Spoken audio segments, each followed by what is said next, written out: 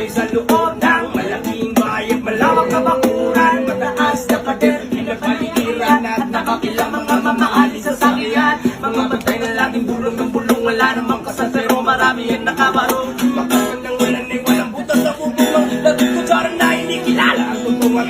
Yeah ba?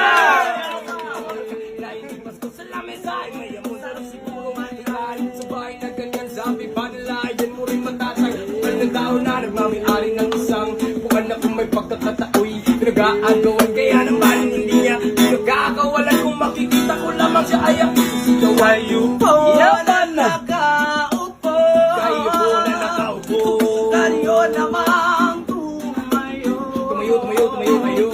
At pagka matanaw at baka matanaw ninyo tunay na kalagayan ko.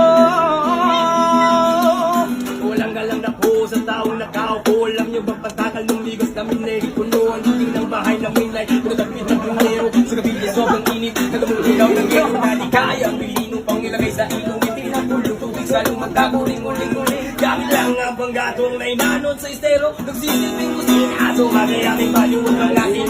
Pero may naman ang isang katiyaw na nagagang pag-aking ama ay sumunod. Pero kulang pa rin, kulang na tuyot na sin. Ang 50 pesos sa magapoy pagkakasyahin. Wala ang talaga ang maraming barang na mataas lang at tapos na puro na wala na napayo kayo kahit sa dami ng pera nyo walang lukit na makakapaparin na lumatan nyo kaya wag kang masyadong halata.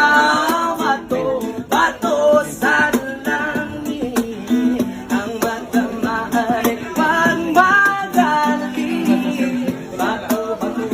Bato sa langit ang matamahan ay wag masyadong halata.